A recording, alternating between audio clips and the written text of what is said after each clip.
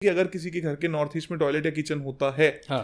तो वहां पर कैंसर होगा ही होगा। जो भारत के अरबपति पूंजीपति जो इस देश को चला रहे हैं, जो मंत्री इस देश को चला रहे हैं, हर व्यक्ति वास्तु को फॉलो कर रहा है, सिर्फ वो आपको नहीं बता रहा। जो लोग ये कहते हैं कि माइंड को शून्य करके ईश्वर की प्राप्ति करी जा सकती है, वो मेडिटेशन के नाम पे मूर्ख बनाते हैं, झूठ बोलते हैं।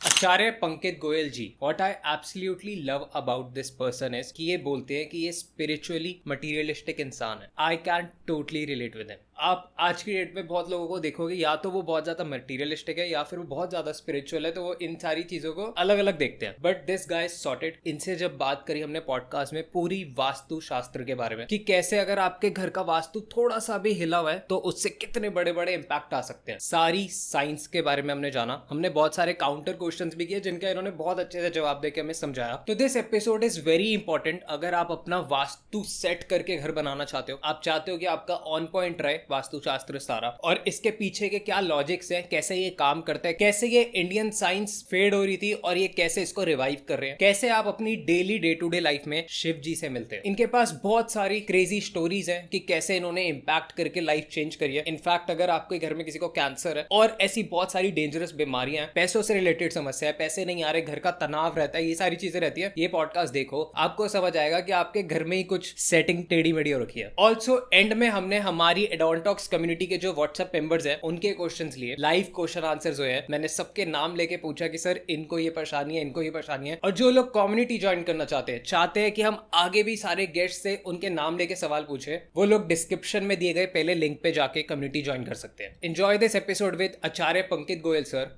Enjoy yourself. So hi Acharya Pankaj Goyal ji, welcome to Adontalks. और एक बार छोटा सा इंट्रोडक्शन, वैसे आपको सभी जानते हैं, आप वायरल हो रहे हो, रील्स बहुत वायरल हो रही हैं, बट छोटा सा इंट्रोडक्शन मेरे को और ऑडियंस को एक बार आप दे दो। जैसा आपने कहा, मेरा नाम आचार्य पंकज गोयल, राजस्थान से मैं हूँ।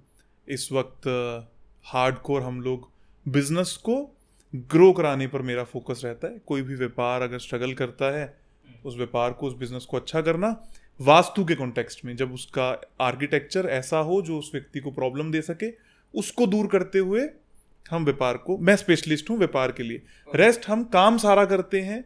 From health, wealth, happiness, everything. Her vastu consultant की जर्नी यही होती है। तो हमारी टीम है अप्रॉक्सीमेटली 150 लोगों के अक्रॉस द ग्लोब। हर जगह पर ऑफिसेज हैं, वहाँ पर वो लोग काम करते हैं हमारे नाम से, और धीरे धीरे करके हम सब लोग मिलकर as a Acharya Pankaj Goyal team work कर रहे हैं और काम करते हैं। That's great. कितना टाइम हो गया ये, क्योंकि इतने लोगों की team banana, globally offices banana, it's not कि 1-2 साल में हो रही है चीज़, और कितना टाइम हुआ है सबका? मेरी जो इंडिविजुअल जर्नी है वास्तु को लेकर, वो स्टार्ट हुई लगभग 10 साल पहले। ओके। और टीम बिल्डिंग स्टार्ट हुई 6 साल पहले। तो टीम बिल्डिंग में बेसिकली मैंने ये सोचा कि कुछ चीज़ें ऐसी हैं जो एक अकेला इंसान दुनिया तक नहीं पहुंचा सकता, तो हमें एक टीम चाहिए होती है। जैसे मैंने कई बार कैंसर की बात करी है या हेल्थ इश्यूज की बात करी है, तो हम ये चाहते हैं कि हर व्यक्ति तक हम पहुंच पाएं। टीम बिल्डिंग हमने 6 साल से शुरू करी, और अब वो सभी लोग मेरे पहले स्टूडेंट्स होते हैं, कोर्सेज करते हैं, प्रोफेशनल बन जाते हैं, फिर हम लोग उन लोगों को काम देते हैं, और फिर वो एक धीरे धीरे करके बिल्डिंग होती है। कोर्सेज के थ्रू आप वास्तुशास्त्र को बढ़ा रहे हैं, जो कि एक तरीके से फेड हो रहा था, फेड हो चुका था ऑलमोस्ट। हाँ। बात होती थी बट इतना लोग ध्यान नहीं देते थे। उसका कारण ये था कि किसी ने प्रैक्टिकल एस्पेक्ट ऑफ वास्तुशास्त्र के बारे में बात नहीं करी। सबने कहा शुभ है या अशुभ है। हाँ। जैसे मैं आपको एक छोटा सा एग्जांपल देता हूँ। कल मैं एक फैक्ट्री में गया, तो उन्होंने मेरे को बोला कि हमारी फैक्ट्री तो बिकने की कगार पे, लेकिन ये वास्तु ऑस्पिशियस है। ओके। मैंने कहा जी, आप ये बात कह रहे हो कि मैं बचपन से किसी एक वैद्य के कहने पे खाना खा रहा हूँ, फिर भी मैं बीमार पड़ गया। इसका मतलब ये नहीं है कि वो वैद्य सही था। सो द थिंग इज कि किसने काम किया, क्या वो वास्तु ऑस्पिशियस है कि नहीं है, इसलिए लोगों ने फेड आउट कर दिया, क्योंकि उनके पास प्रैक्टिकल एक्सपीरियंस नहीं है। आपने मेरी एक रील देखी होगी जिसमें मैंने बहुत बार, एक ही नहीं कई बार सेम तरीके के कॉन्टेक्स्ट में मैंने बात करी है कि अगर किसी के घर के नॉर्थ ईस्ट में टॉयलेट या किचन होता है, हाँ, तो वहां पर कैंसर होगा ही होगा। ठीक है। तो ये जो पॉइंट है, इस तरीके से किसी ने कभी नहीं बोले कि यार ये इतना प्रैक्टिकल है कि जिसको भी कैंसर हुआ है उनके घर के नॉर्थ ईस्ट में टॉयलेट या किचन पाएगा ही पाएगा। तो इस तरीके से किसी ने नहीं बोला, तो हमें थोड़ा सा लोगों ने एक्सेप्टेंस दी, और वर्ल्ड वाइड एक्सेप्टेंस दी। स्पेशली इंडियंस ने जो अक्रॉस द ग्लोब बैठे हैं, उन्होंने बहुत एक्सेप्टेंस दी। फॉरेनर्स भी अब दे रहे हैं धीरे धीरे करके। तो हाँ, तो हमारी टीम। सो सबसे पहला सवाल, मैं अपना पर्सनल एक्सपीरियंस बताऊंगा कि मेरे घर में मेरी मम्मी थोड़ा बहुत कई वास्तु के हिसाब से है, क्योंकि हम लोग जब प्रॉपर्टी ले रहे थे तो एक घर था जो मेरे को बहुत पसंद आया, मतलब बहुत बढ़िया घर था, बट उसकी जो फ्रंट था वो कंपेयर अकॉर्डिंग टू हर वो सही नहीं था, कि मतलब उस घर में हम जाते तो चीज़ें नहीं सही होती। तो उनका था, तो हम लोग ना बड़े ऐसे रिबेलियस हो गए थे कि क्यों बीच में टोक लो, क्योंकि घर बहुत प्यारा था।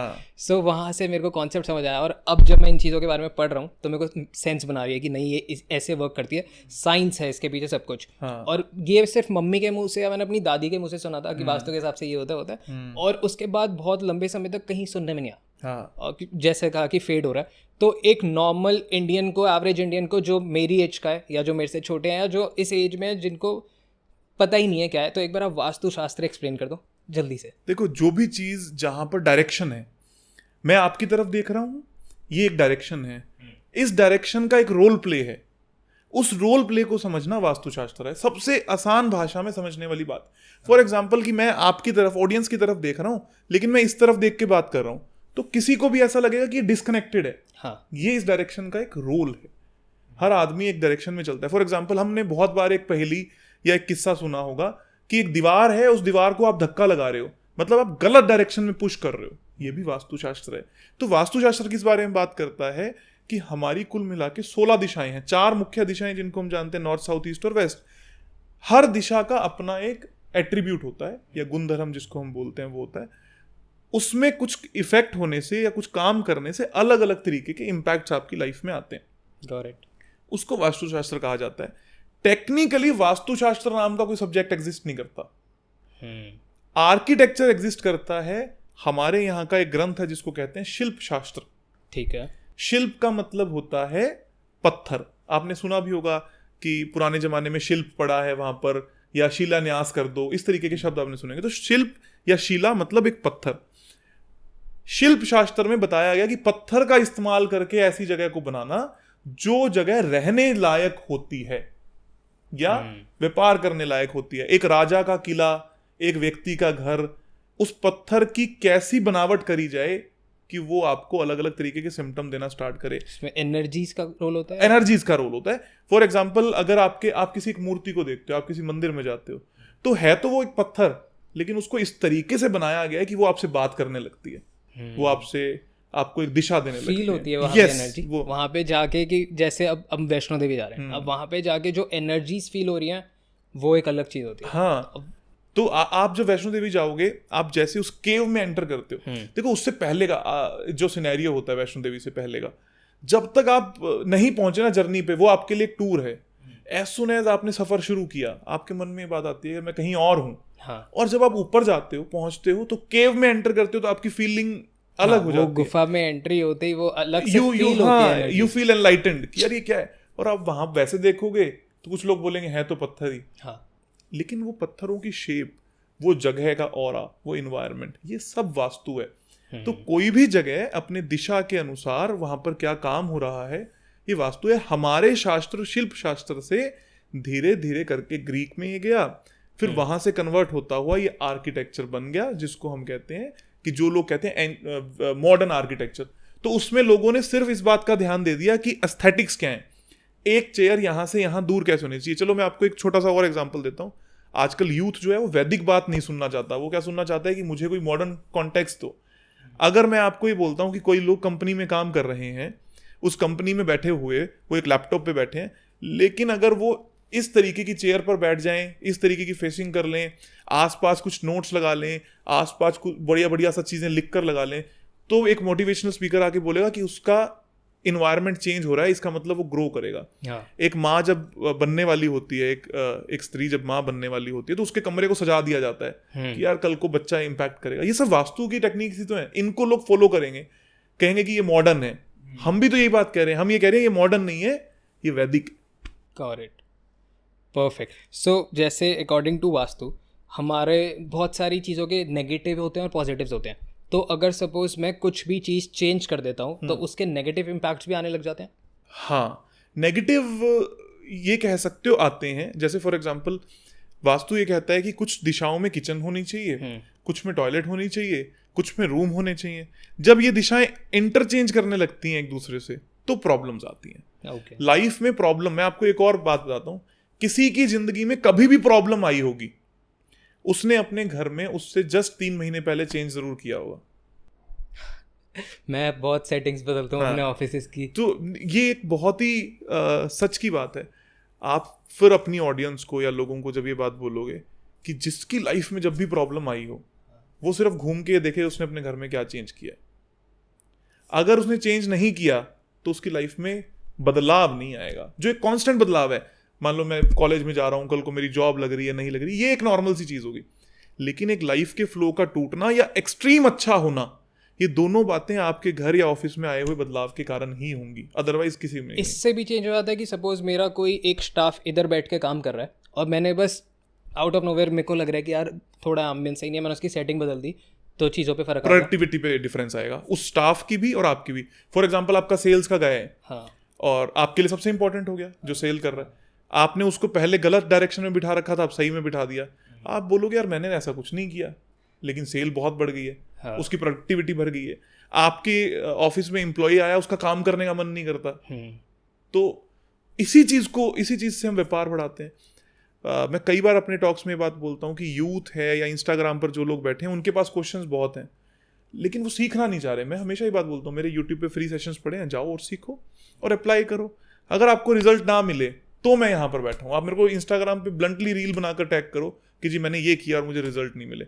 दूसरी बात, मैं ये भी बात बोलता हूँ, जो भारत के अरबपति पूंजीपति जो इस देश को चला रहे हैं, जो मंत्री इस देश को चला रहे हैं, हर व्यक्ति वास्तु को फॉलो कर रहा है, सिर्फ वो आपको नहीं बता रहा। बहुत सारी दुनिया है, अमेरिका में लोग, सिंगापुर में लोग, दुबई में लोग, ग्रीक में लोग, हर जगह वास्तुशास्त्र को फॉलो करते हैं, अपने अपने टर्म्स दे दिए। पूरा चाइना करता है, पूरा जापान करता है। लेकिन हमारे यहाँ की सबसे बड़ी प्रॉब्लम पता है क्या है?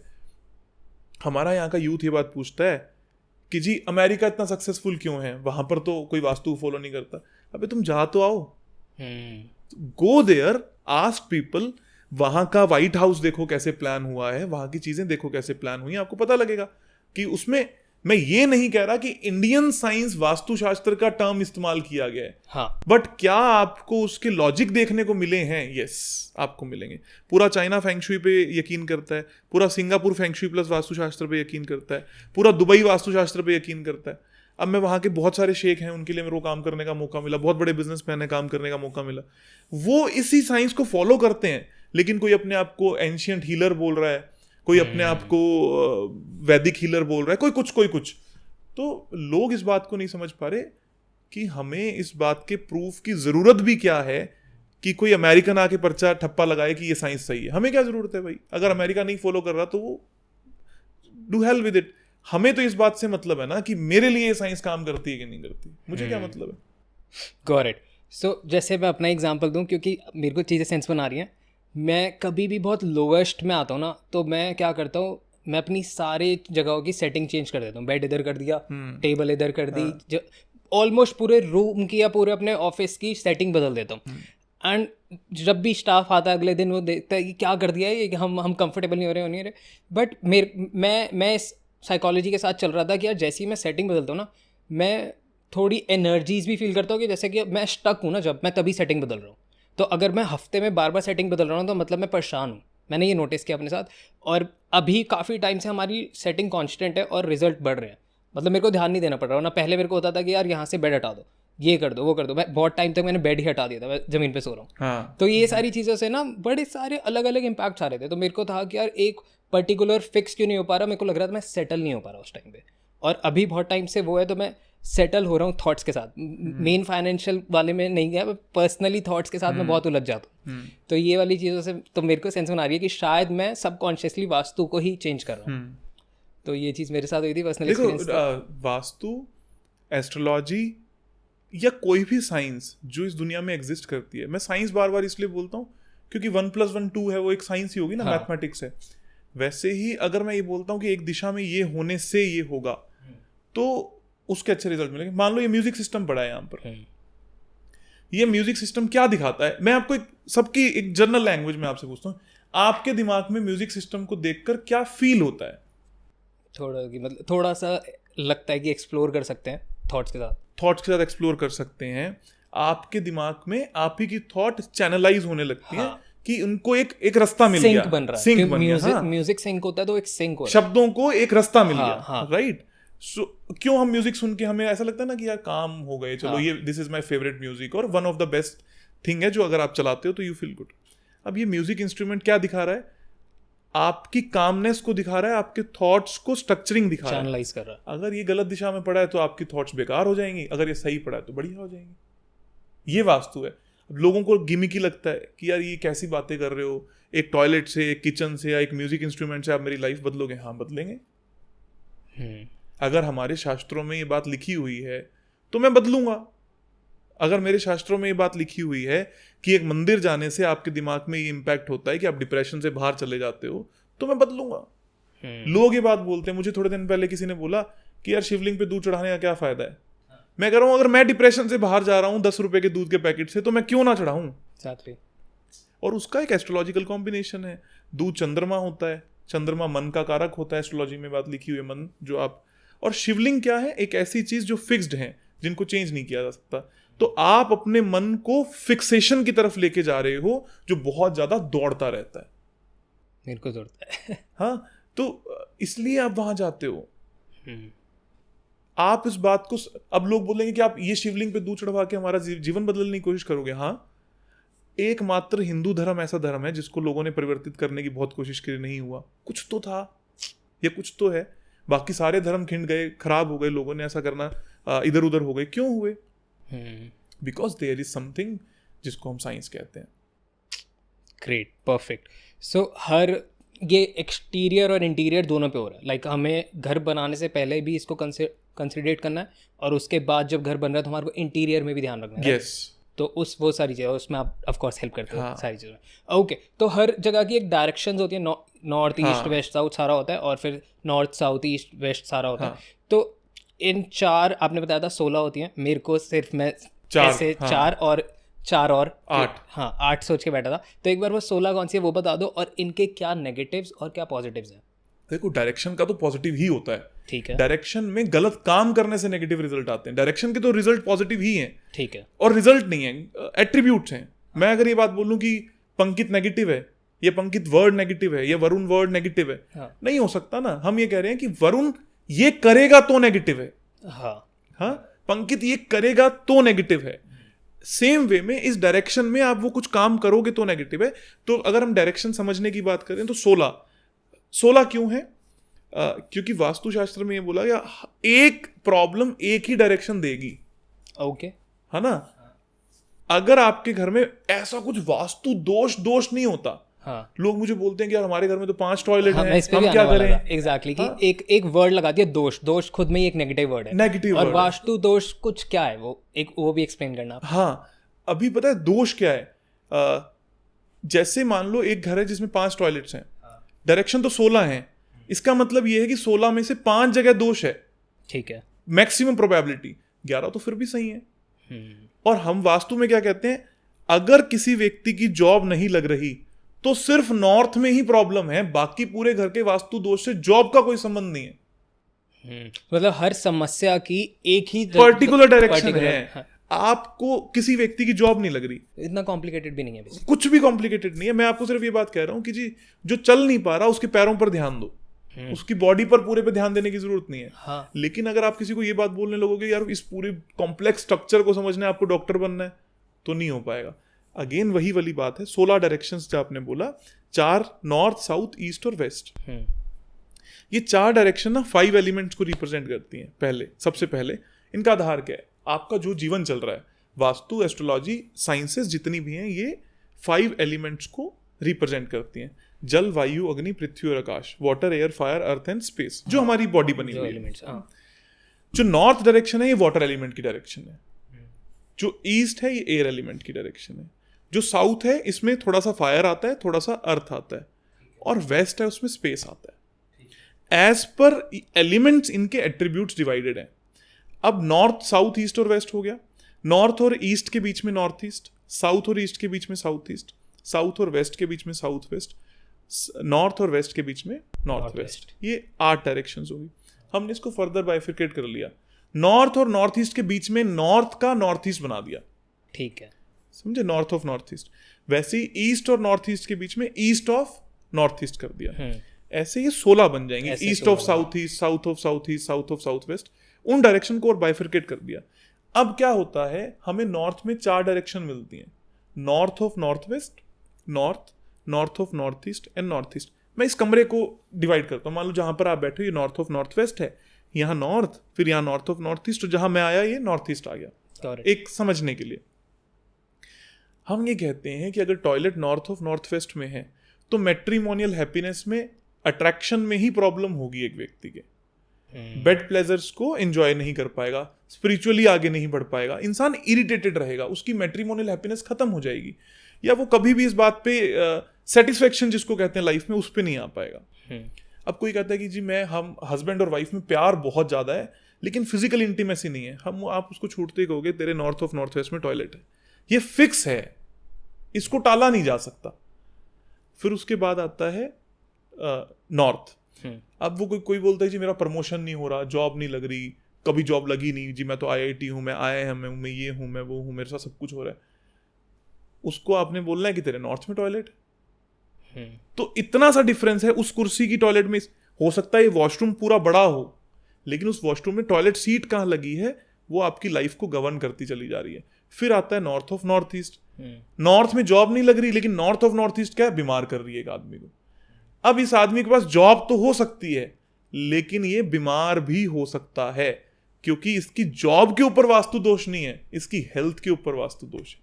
तो इसका एक चीज सॉर्ट हो गई पर दूसरी खराब हो गई, ओवरऑल बैलेंस खराब हो गया। अब लोग बोलते हैं हम इसको तोड़े नहीं, 50 रुपए की रेमेडी होती है, 50 भी नहीं कहूंगा, 10-20 रुपए की रेमेडी होती है, रेमेडी करो। और वो रेमेडीज इंस्टाग्राम पर मैंने डाल रखी, जैसे ये हमारी कुर्सी है या टॉयलेट सीट है, इसके चारों तरफ एक टेप लग जाती है, अलग अलग रंग है। अगर नॉर्थ की टॉयलेट है तो उसमें ब्लू कलर की टेप लगा देंगे। मतलब सॉल्यूशंस है, क्योंकि यही मेरा सवाल था। जैसे कि अब किसी ने 3-4 करोड़ का एक फ्लैट ले लिया, अब उसको नॉलेज नहीं थी, अब उसने इवेंचुअली देख लिया पॉडकास्ट और उसको दिख रहा है कि यार ये तो गलत जगह पे है, तो वो उसमें अब वो पूरी बिल्डिंग तो नहीं तोड़वा सकता, वो अपना पूरा पाइपलाइन भी चेंज नहीं करा सकता, मतलब इतने एक्सपेंसिव है वो चीज़। तो इसके कुछ छोटे सॉल्यूशंस भी होते हैं, बहुत छोटे सॉल्यूशंस हैं। सिर्फ 2 वास्तु दोष ऐसे हैं जिनकी कोई रेमेडी नहीं होती। एक साउथ वेस्ट में एंट्री, ठीक है, और एक नॉर्थ ईस्ट का टॉयलेट या किचन। ये दोनों चीज नहीं होनी चाहिए बिल्कुल भी। इसकी रेमेडी नहीं कर सकते, आपको तोड़ना ही पड़ेगा। गेट को या तो शिफ्ट करना पड़ेगा, और नॉर्थ ईस्ट में टॉयलेट या किचन है तो उसको डिसमेंटल करना पड़ेगा, ठीक है। अदर देन दैट किसी भी दिशा में कोई भी वास्तु दोष हो, उसका 50 रुपए से ऊपर का कोई रेमेडी नहीं है। आपको कुछ भी नहीं करना। लोग डरते हैं जी हमें कुछ भी नहीं, आपको सिर्फ ये पता होना चाहिए कौन सी मेडिसिन खानी है। मेडिसिन 10-20 रुपए की आती है, सिंपल है। टेप हमारे इंस्टाग्राम पे सब डाल रखा है हमने ओपनली कि ये सारा कुछ सब डाल रखा है कि आप किसी को अगर कोई प्रॉब्लम है तो प्लीज इंस्टाग्राम पे जाओ और देख लो। हाँ, वो सब हाइलाइट्स में हमने डाल रखा है, टॉयलेट की रेमेडी ऐसे होती है, किचन की ऐसे होती है। इवन मैं बार बार ये बात बोलता हूँ कि आज मुझे पैसे देने वाले बड़े व्यापारी हैं, जिनका मैं बिजनेस चला रहा हूँ, मुझे इन छोटी मोटी चीजों से कोई मतलब नहीं है।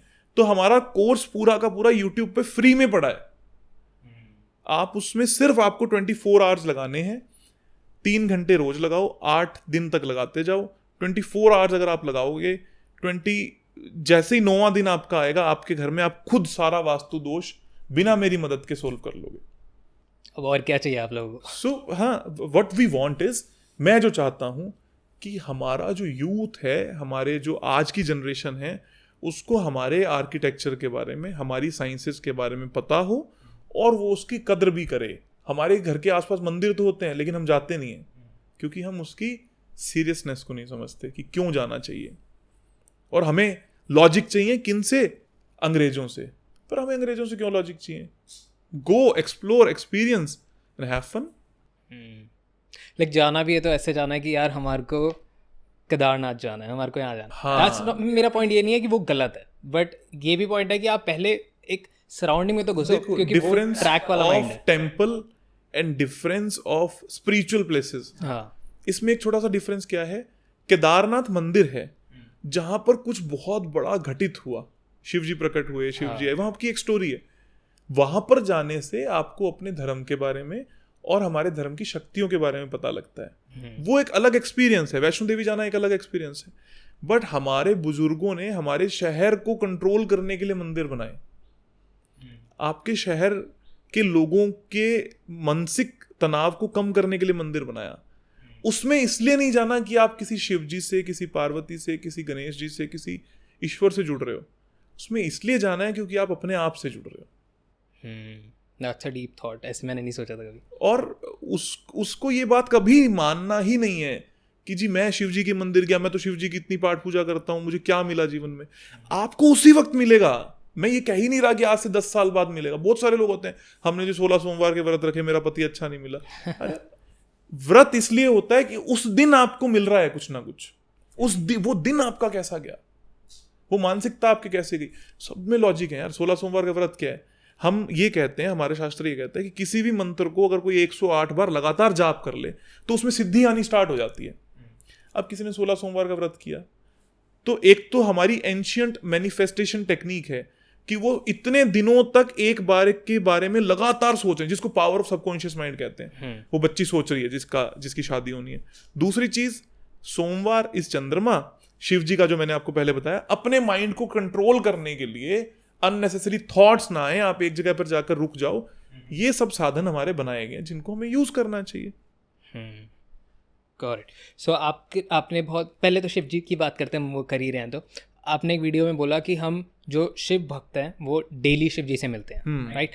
तो एक बार उसको इलैबोरेट करो, एक्सप्लेन करो, और आप अपना पर्सनल एक्सपीरियंस बताओ कि जहाँ पे आपको रियलाइज हुआ कि यार कुछ। देखो, सबसे पहली बात तो मैं मेडिटेशंस करता हूँ, और मेरा मेडिटेशन करने का मतलब लोगों को पागल बनाना नहीं है। मतलब मेरा मेडिटेशन का सिर्फ इतना सा मतलब है, चैनलाइजिंग योर एनर्जीज। जो लोग ये कहते हैं कि माइंड को शून्य करके ईश्वर की प्राप्ति करी जा सकती है, वो मेडिटेशन के नाम पे मूर्ख बनाते हैं, झूठ बोलते हैं। कमर्शियल उनका। हाँ, वो कमर्शियल। उसका रीजन है सिंपल सा, इंसान ही एकमात्र ऐसी स्पीसीज हैं जिनके पास दिमाग है, सोचने की शक्ति है। और अगर बिना सोचे हुए ईश्वर मिलता तो पेड़ों को सबसे पहले मिलता। वही तो दे रहे हैं। हाँ, अगर दिमाग ही नहीं है ना उनके पास तो, या जानवरों के पास नहीं है जो नहीं सोच सकते, तो इसका मतलब उनके अंदर तो ईश्वर ऑलरेडी है ही, या उनको तो ईश्वर ऑलरेडी मिल चुका है। तो मेडिटेशन का मतलब है चैनलाइजिंग द थॉट्स। तो एक बार मैं डीप लेवल मेडिटेशन कर रहा था फॉर माई सेल्फ ओनली। वहाँ मुझे कुछ ऐसी अनुभूतियाँ हुई, जैसे शिव जिसको मैं समझता हूँ उनकी अनुभूति मेरे को हुई। तो वो ध्यान अनुभूति का मतलब ये नहीं है कि मुझे कोई शिव जी दिखाई दिए, मुझे मेरे शरीर में कुछ चेंजेस दिखाई देने स्टार्ट हुए। फॉर एग्जाम्पल, आप किसी एक बहुत अच्छे इंसान से मिलते हो, आपको ऐसे वाइब्रेशंस फील होती है ना, आपके रोंगटे खड़े होने लगते हैं, जिसको हम कहते हैं यार ये कौन है, ये कैसा आदमी है। तो वैसे ही मैं जब वहां पर गया या उस मेडिटेशन में था, तो मुझे ये बात फील हुई कि यार अपने अंदर कुछ है जिसको आप नहीं देख पा रहे। And that day I felt कि मेरे यहाँ पर वाइब्रेशंस हो रही हैं। मुझे ऐसा फील हुआ कि आपके पूरे शरीर के अंदर वाइब्रेशंस ऑलरेडी हैं, आप उनको फील नहीं कर रहे। अब लोग क्या समझते हैं वाइब्रेशन का मतलब है कोई आदमी हिलने लगेगा। वाइब्रेशन बहुत हल्का हल्का सा स्पंदन है जो आपके शरीर के अंदर हो ही रहा है, हमेशा होता है। अब जब आपको वो फील हुआ तो मुझे ये लगा कि यार इसके बारे में पढ़ना चाहिए, सोचना चाहिए, क्या चीज़ है। तो मैंने सांख्य दर्शन नाम की किताब है, हमारे 6 दर्शन है, 6 दर्शन है, उनमें से एक दर्शन है सांख्य दर्शन। सांख्य दर्शन ये बात बोलता है कि एक चीज़ है जो फिक्स है और एक चीज है जो वेरिएबल है। फिक्स को चेंज नहीं किया जा सकता, जैसे आप पैदा हो गए और आपकी मृत्यु, इसको चेंज नहीं किया जा सकता। इसके बीच में जो भी चल रहा है ये प्रकृति है, इसको चेंज किया जा सकता है, ये वेरिएबल है। तो शिव से हम कब कब मिलते हैं? जब आप सुबह उठते हो तो आपको ये पता है कि मेरे को उठना भी जरूरी है, काम करना भी जरूरी है, ये शिव है। जब आप सांस लेते हो ना, सांस फिक्स है, ये शिव है। लेकिन सांस किस तरीके से आएगी, ये पार्वती है, ये शिवा है, ये अनुभूति है। तो एक है प्रकृति, एक है पुरुष। पुरुष का मतलब होता है फिक्स, पुरुष का मतलब मेल नहीं है। करेक्ट। पुरुष का मतलब है फिक्स, जिसको बदला नहीं जा सकता, जिसको चेंज नहीं किया जा सकता। प्रकृति का मतलब है हर चीज वेरिएबल है। फॉर एग्जाम्पल, ये शॉल है, ये कपड़े को नहीं बदला जा सकता, ये इसका पुरुष है। प्रकृति क्या है? इसके डिजाइन को बदला जा सकता है। जिसको ये पुरुष और प्रकृति समझ में आ गया, वो एप्पल बनाता है, वो फेसबुक बनाता है, वो गूगल बनाता है। आप इस बात को समझो, जिसने एप्पल बनाया, आईफोन सबसे ज्यादा क्यों बिकता है? बहुत सारे रीजन है, बट सबसे पहला रीजन क्या है?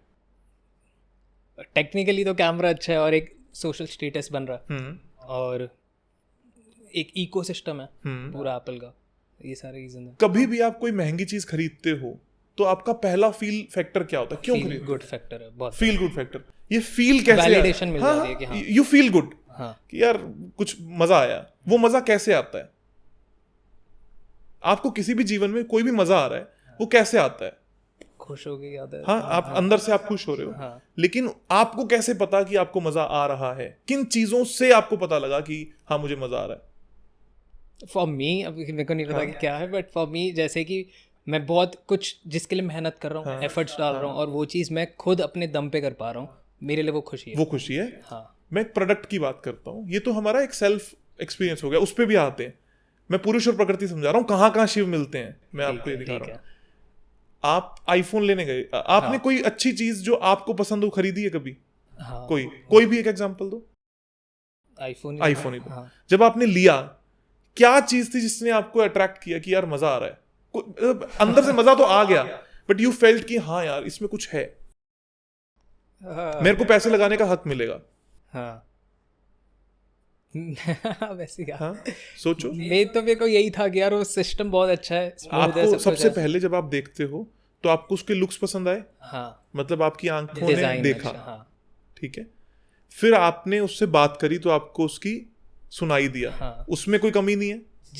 सेंसेस। हाँ। जो भी चीजें 5 सेंसेस को अट्रैक्ट कर देती हैं, वो प्रोडक्ट फेल नहीं हो सकता। करेक्ट। ठीक है, आप यहाँ पे पॉडकास्ट कर रहे हो, हम क्यों कहते हैं कि अगर आपके पॉडकास्ट में आप अच्छी स्पीकर्स का इस्तेमाल करो, अच्छे विजुअलाइजेशन का इस्तेमाल करो, अच्छी बात बोलो, अगर आप सामने वाले के 5 में से 4 सेंसेस को तृप्त कर देते हो, वो आपका दीवाना हो जाएगा, वो आपको नहीं छोड़ सकता। आईफोन ने इन 5 पे काम किया है। उसने 5 सेंसेस पे काम किया है। उसने अपने कलर पे काम किया। सबसे पहले इंसान देखता है, सबसे पहले, और जब आदमी अनबॉक्सिंग करता है ना, तो वो खुशबू लेता है कि यार हाँ यार, यू फील दैट। हाँ, फिर उसके बाद में आप बात करते हो, यार इस फोन में ना बात करने में मजा नहीं आता, आईफोन में बड़ा मजा आता है, इसकी ईयरफोन बड़े अच्छे हैं। क्या थे ईयरफोन? 200 रुपए के मिला करते थे, वो एयरपोर्ट 50-50 हज़ार के बेच रहा है, क्योंकि वो आपको फील से कनेक्ट कर रहा है। मैं आपको सिंपल सा एग्जांपल देता हूँ, मैं ब्रांड का नाम तो नहीं लूंगा। आईफोन की कॉपी करके एयरपोर्ट्स बना रहे हैं। आप उसमें जाओगे, आप उसको खोलोगे ना, उसमें जलने की स्मेल आती है। लगभग 90% ब्रांड्स में जिन लोगों की इंद्रियां थोड़ी सी विकसित हैं, वो इस बात को समझ, उसमें जलने की स्मेल आती है। करेक्ट। किसी में भी ले लेना आप ब्रांड में, वहां पर आप एक सेंस से डिस्कनेक्टेड हो। आज नहीं तो कल आप उसको ड्रॉप करोगे ही करोगे, अनटिल अनलेस कि वो आपकी मजबूरी ना हो। कनेक्ट नहीं हुए आप उससे। तो आईफोन ने इस पे काम किया। अब आपको इसमें ये चीज ढूंढनी है, what is fix, what is variable. ठीक है, उसने उसी कॉन्सेप्ट पे काम किया। फिक्स क्या है? Feel, 5 senses. वेरिएबल क्या है? इनको मैनिपुलेट करना। वो हर थोड़े टाइम के बाद एक नया फोन लेकर आएगा कि पहले वाले से बेहतर है। वो आपकी 5 सेंसेस को एक डायरेक्शन दे रहा है कि यार ये पहले वाले से और बेहतर है, और बेहतर है। तो आप अपने डोपामीन को ना और वो कर रहे हो कि यार और अच्छा मिलेगा, अब और अच्छा मिलेगा, अब और अच्छा मिलेगा। ये क्यूरियोसिटी है, और जहां क्यूरियोसिटी है वहां फिर पैसा नहीं देखा जाता, वहां आदमी लोन लेके भी काम करता है। तो ये शिव है जो फिक्स है, और पार्वती है जो वेरिएबल है। ये हमारे शास्त्रों की वाणी है, मैं नहीं बोल रहा। सांख्य दर्शन पढ़ो, उसमें यही बात लिखी हुई है।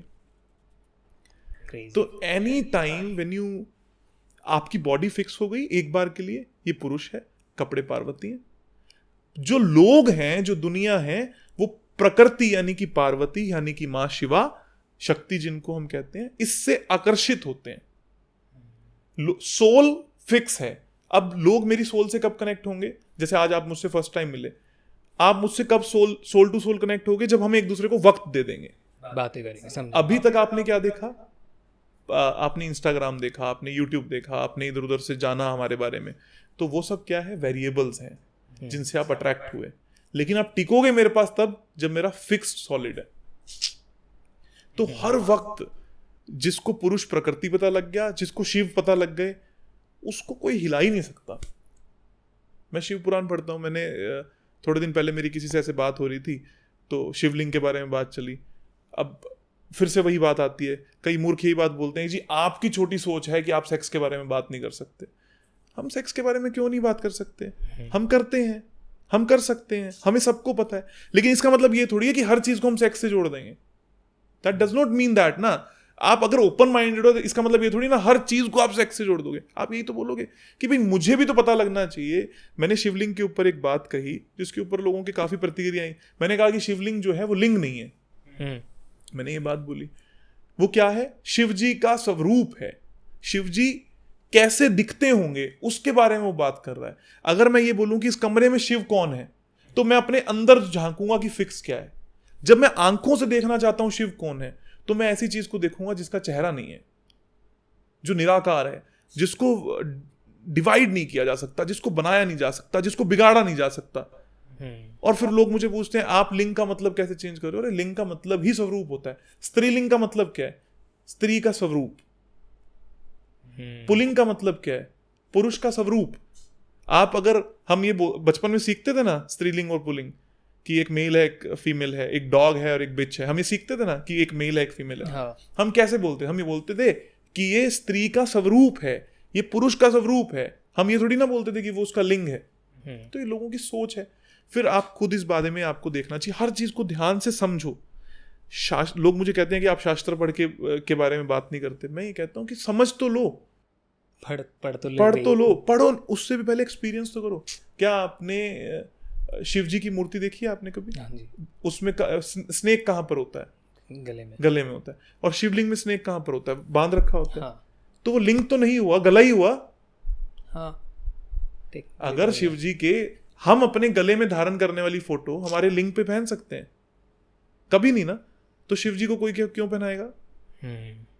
लोगों की सोच गलत हो चुकी है। लोग वेस्टर्न कल्चर से बहुत ज्यादा प्रभावित हैं।